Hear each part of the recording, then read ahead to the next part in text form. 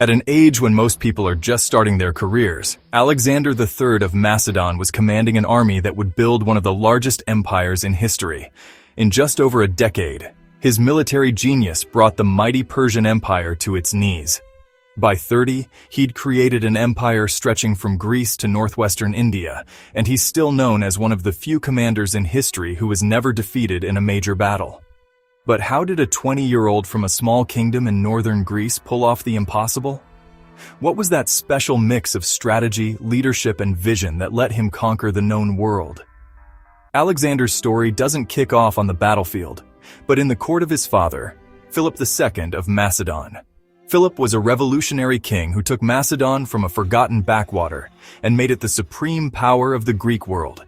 He created a professional, disciplined army and introduced the terrifying Macedonian phalanx, a tight formation of soldiers armed with incredibly long spears called sarissas. This was the weapon Alexander would inherit. But an army needs a leader, and Philip made sure his son had the best education money could buy, hiring the great philosopher Aristotle as his tutor. Aristotle taught the young prince to love knowledge and think strategically. When Philip was assassinated in 336 BCE, 20-year-old Alexander inherited a powerful but shaky throne. Rebellions immediately broke out across Greece, with cities like Thebes trying to shake off Macedonian control. Alexander's response was terrifyingly fast and brutal. He marched his army south at unbelievable speed, smashed the Theban resistance, and burned the city to the ground as a warning to anyone else with similar ideas. With Greece secured, Alexander turned his attention east, to the dream his father had never fulfilled, conquering the Persian Empire, the superpower of the age. In 334 BCE, Alexander crossed the Hellespont into Asia Minor with an army of about 48,000 soldiers. He was about to challenge an empire that stretched from Egypt to India. He made his intentions clear by dramatically hurling a spear into the Asian soil, claiming the continent as a gift from the gods. The local Persian governors, called satraps, scrambled their forces to stop him at the Granicus River. They set up a strong defensive position on the far bank, and their commanders figured Alexander would wait until the next day to attempt a crossing. This was the first true test of Alexander's leadership, and he did the last thing they expected. Against the advice of his veteran general, Parmenion, Alexander ordered an immediate attack. He knew that any hesitation would look like weakness. He personally led his elite companion cavalry in a wild charge across the river and right into the heart of the Persian defenses. The shock of this bold assault threw the Persians into total confusion. Alexander's choice to fight on the cramped riverbank canceled out the Persians' numerical advantage and proved decisive. The victory at the Granicus was a stunning start. It shattered Persian authority in Asia Minor and threw open the doors to the rest of the empire. A year later, in 333 BCE, Alexander faced a much bigger problem.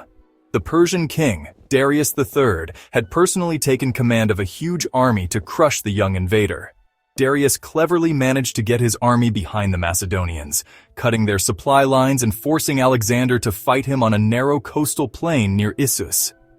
Darius had picked the spot, certain that his larger army would easily crush Alexander's forces. But Darius had made a huge mistake. The narrow battlefield completely negated his numerical advantage, creating the perfect setup for Alexander's tactical brilliance. Alexander took his spot on the right flank and once again personally led the main charge. He punched a hole in the Persian line and aimed his cavalry directly at Darius. The terrifying sight of Alexander and his elite horsemen charging straight for him was too much for Darius III. He panicked and fled the battlefield, leaving his army to fall apart. In his rush, he left behind his mother, wife, and children. Alexander captured the royal family but treated them with incredible respect, a smart act of chivalry that only boosted his reputation. The victory at Issus was a total humiliation for the Persians and proved that Alexander could outsmart the great king himself. After his victory at Issus, Alexander marched south along the Mediterranean coast to take away the Persian navy's power. Most cities gave up without a fight, but the island fortress of Tyre refused to surrender. Surrounded by the sea and protected by massive walls, the Tyrians thought their city was unconquerable. For any other commander of that time, taking Tyre would have been impossible. But Alexander wasn't just any commander. If he couldn't get to the city by sea, he would simply bring the land to the city. In one of the most incredible engineering feats of the ancient world, he ordered his men to build a massive causeway, nearly a kilometer long, through the open sea to connect the mainland to the island. The 7-month siege was an epic struggle. The Tyrians constantly attacked the construction crews with fireships and projectiles, while storms threatened to wash away all their work. In response, Alexander's engineers built 150-foot-tall mobile siege towers to shield the workers and bombard the city walls. After finally gaining control of the sea with ships from other conquered cities, Alexander launched his final attack. His forces smashed through the walls, and the city that was thought to be untouchable finally fell. The siege of Tyre proved Alexander's iron will and his genius for coming up with new ways to win a siege. In 331 BCE, Alexander marched into the heart of the Persian Empire for his final showdown with Darius III. The two armies met at Gaugamela on a wide, open plain that Darius had hand-picked to make the most of his huge army and scythed chariots. The Persian army was massive, with some estimates putting it at over 100,000 men, more than double Alexander's force. Here, Alexander's tactical brilliance was on full display. Knowing a frontal attack was suicide, he came up with a wild plan. He arranged his army in a strange formation, with the flanks angled back at 45 degrees, daring the Persians to try and surround them. As the battle started, Alexander moved his army diagonally to the right, drawing the Persian cavalry on their left flank further and further out to try and stop him. This was the trap. As the Persian cavalry stretched its lines, a gap opened up in the center of their formation. At the perfect moment, Alexander wheeled his companion cavalry into that gap, formed a wedge that he once again led himself, and charged straight at the terrified Darius. For the second time, Darius fled for his life. His escape was the final straw.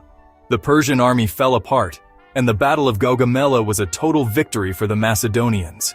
With this single battle, the Achaemenid Empire was effectively over, and Alexander was the undisputed king of Asia. Even with the Persian Empire conquered, Alexander wasn't satisfied. He pushed his army even further east, determined to reach the ends of the world. In 326 BCE, he invaded India, a land of powerful kings and frightening war elephants. At the Battle of the Hydaspes River, he faced King Porus, a tough opponent with a strong army. In another display of tactical genius, Alexander managed to cross the flooded river during a thunderstorm to surprise Porus's army, winning a very difficult victory. But Alexander's ambition had finally stretched his men too far. After marching and fighting for over 8 years across thousands of miles, his exhausted and homesick troops mutinied at the Hyphasis River, refusing to go any further east. A heartbroken Alexander was forced to turn back. The journey home was brutal, and his army suffered terrible losses, crossing the unforgiving Gedrosian Desert. This moment showed the one thing that could limit his power, not an enemy army, but the will of his own men. Alexander's story is an incredible testament to what one person's vision and genius can accomplish. If you find stories of history's greatest leaders as fascinating as we do, make sure to subscribe and hit that notification bell so you don't miss our next deep dive into the empires that shaped our world. Alexander returned to Babylon, the city he planned to make the capital of his new empire.